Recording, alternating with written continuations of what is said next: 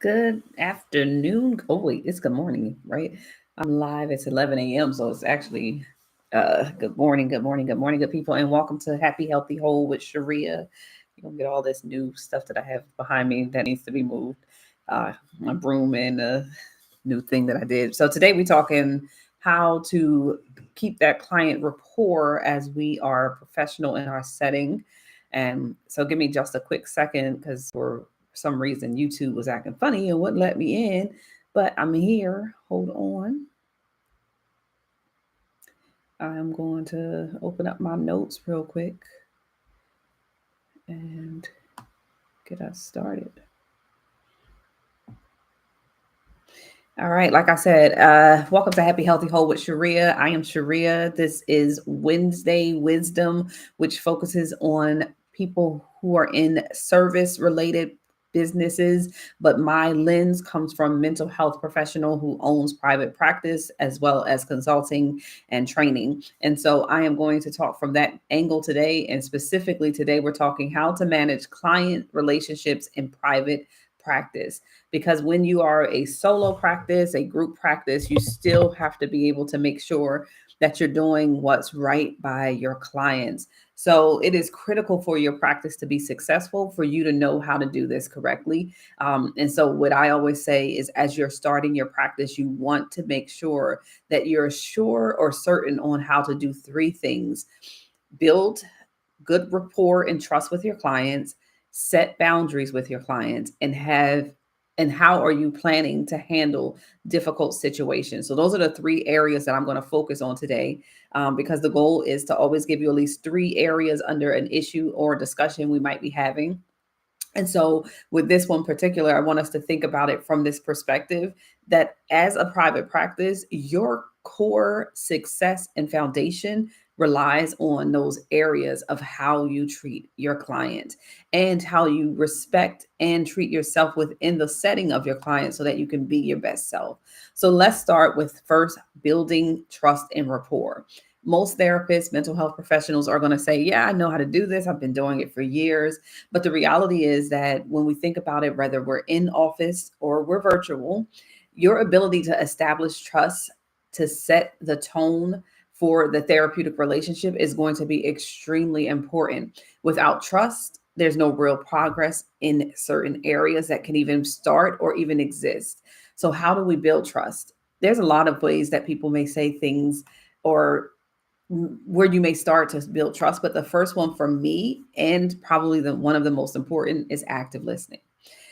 Many of our clients are coming into our settings with the attempt to restore, establish, or maintain and or gain more coping strategies that can help build them up to their best self.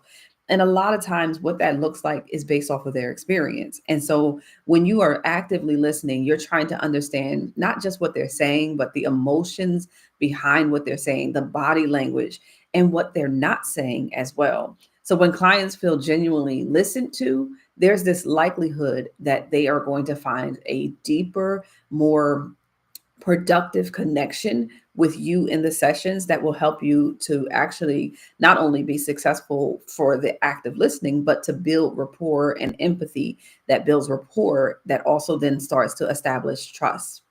Another component to me that is really, really important is consistency and reliability.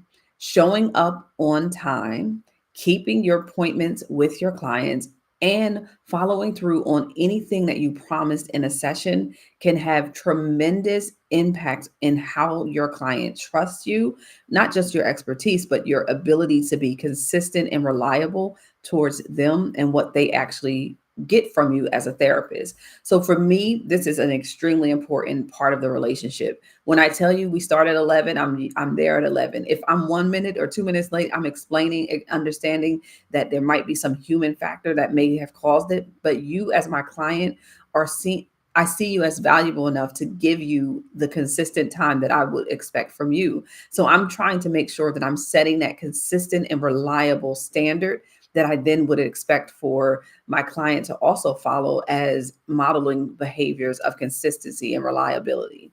And so the last thing I think, or excuse me, there's two other things, but they kind of flow together, which is authenticity and culture responsive. For me, when it comes down to it, my authentic self has to be a part of how I practice with my clients. They need to know that I'm human. They need to know that I am also a Black woman who has other areas that they identify with and have to navigate the world as well. So I share appropriate parts of myself and at the same time help them to see how to build empathy and connection with those authentic parts of me, while also remembering that there's this level of boundary that needs to make sure that the sessions focus back onto the client at all times. So even as I'm building rapport, connecting with my clients, and being my true self, I'm actually still making sure it is centered around them as the priority in my sessions. So that's a way to build rapport and consistency and trust. And then last, that culturally responsive. It is impossible for us to say that our clients don't have cultural differences from who we are, even when we may have shared parts of our identity. And so taking the time to educate yourself on race, gender, other identities that might play a factor in how your client experiences therapy, the world, and so much more only strengthens your ability to go deeper with the client. So that's the first one, really being able to establish trust and rapport when it comes to your client. The next one is setting boundaries. Now, for most therapists, we all have our own way of doing this. So I'm going to talk about it from at least three different angles and why it's important. The first is clear expectations. When we think about setting boundaries and setting boundaries when it comes to our clients, this includes things like discussing session time, discussing your fees upfront, your cancellation policy upfront, and the limits to the therapeutic process and relationship. For example, my clients understand that this is a professional relationship and nature of a relationship, and that I'm not their friend. And because I want that to be clear, part of it is that this setting requires us to make certain boundaries, right? Clear around expectations from the jump. You will pay or use your insurance to pay for this session. If you cancel within less than 24 hours, there will be a fee. And I'm also going to make sure I charge that fee once we had the discussion so that it's clear that there is consistency on my part around my word being my bond, and to also set boundaries that say that this space can't be used to violate. Now, emotional boundaries are also important for us as therapists. When we think about compassion fatigue, emotional boundaries requires us to think about how do we navigate our own emotions? How do we take care of ourselves outside of the settings? But also, how do we make sure we keep ourselves enough distance from the incidents or the things that people are sharing emotionally so that we can stay objective and to provide good care for our clients? It's important to establish that from the jump how you plan to do this. I am not going to do an actual training on that or discussion on that specifically because there are so many different methods to how we can create emotional boundaries while still keeping empathetic and being present. But then we're going to think also about time boundaries, avoiding things like changing consistently on your time in terms of your client having a time they show up and then you don't show up. Having realistic boundaries around time can be examples of boundaries, but also things like whether you will accept emails after a certain hour, if you're going to do phone calls or texts. It is key to make sure you communicate all of this stuff up front in terms of preventing burnout, as well as preventing your clients to break boundaries that then also makes it hard for you to have to reestablish or constantly reestablish your boundaries. So know what you're going to do. For some of my clients, first off, I have a phone number that is strictly for my clients, and if I am going to text, it's usually very specific to things that are within the boundaries related to our work.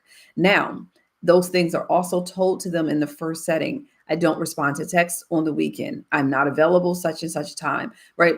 I'm telling them these things up front because then when they are and or try to establish a different boundary, I'm very clear when I don't respond, and I respond the following day saying, thank you for your text. I'm hoping that you were able to resolve the issue. Our next session is such and such time. Really making sure that I stay within those time boundaries that I even gave to them becomes extremely important. And then the last thing is compassion and clarity. It seems kind of obvious as therapists, you need to have compassion and clarity. But when we set boundaries, it creates just that. It allows for us to be the example that we want for our clients, not only in our relationship, but also in their relationships. So being so let think about being on time, never not going over your session times, or actually making sure that you let them know that we have gone over, but we need to wrap it up to respect the time of the next client. Being able to do those things within a respectful tone and relationship connection allows for that client to see that they're valuable. This is a professional relationship, as well as the next client who comes in is valuable and deserves to have that same professional relationship with you. The last thing, when we think about three areas, we talked about rapport, boundaries, and then now let's think about the difficult situations. Handling difficult situations in private practice will happen. Whether it's a client who frequently cancels, whether it's a client who struggles with making progress, or has a conflict with you directly. These situations happen in therapy and private practice, and it's inevitable that part of your work will require you to handle difficult situations around clients. So let's start with or think about the first one that I use, the frequent cancellations or no shows. This is so frustrating for most of us. So it is good to have a clear cancellation policy up front and in place. But the thing about a policy is that you have to then do the procedure that you said that would be the consequence, right? So that should be outlined from the jump as those clear expectations we talked about, but been making sure that you do follow up and charge for late and no shows, but also open up the conversation. There might be something more to why they're late, to why they're not showing up, that might allow you to even get further into understanding their anxiety or something else that might be causing them to have a delay in service by not being on time and or coming consistently. So be able to know how to navigate between enforcing your policy and having the conversation so that you can kind of work through with your client what may be causing some of the areas of concern or difficulty. The client progress. This is a struggle for a lot of us as therapists because we want these, as well as our clients. We want these breakthroughs, we want these experiences that will allow people to feel like they're not stuck or unmotivated. It If this happens is great. However, being able to know how to validate your client's feelings while at the same time understanding that you may need to reassess the goals and or identify what some blocks are to establishing a progress towards the goal, those are going to be extremely important in how you deal with this area of difficulty, because many times this is about making sure that you're using a framework, using an intervention that allows for you to incorporate trust and rapport while at the same incorporating a framework and an approach and intervention. And then the last thing is managing conflicts. We are human, and sometimes people don't rock with us, whether we like it or not, whether we are compassionate or not. We don't rub everyone the right way, and or there might be some things that way before you even met this person have been established around how they see people with who you see therapy, see the setting, feelings around how they see feelings and how they connect with you. And so sometimes maybe there's disagreements to what way to approach issues, how to approach things. I beg you not to get too upset with yourself or the client.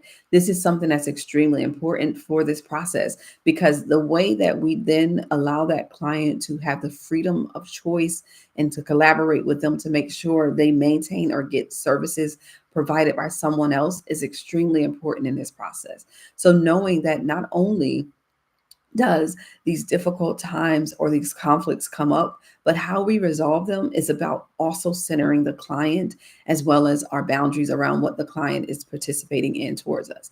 And so for me, when a client has not liked me or had a disagreement with me, and that has happened, I've been clear about what has happened in the session, tried to discuss it calmly, and try to be open with allowing them to offer feedback on what I notice around the tension in the area. So I would say things like, can we talk about it any further? Or are you interested in resolving this? If so, I'd love to be able to talk about it further. And if not, I'd like to be able to offer you some referrals and connections to continue your work, because that work is important to me, even if it's not with me. And so being able to understand that you as the professional have to navigate and manage those conflicts in a way that also still prioritize getting that person maybe a different and or an appropriate level of service based off of their need and also their connection.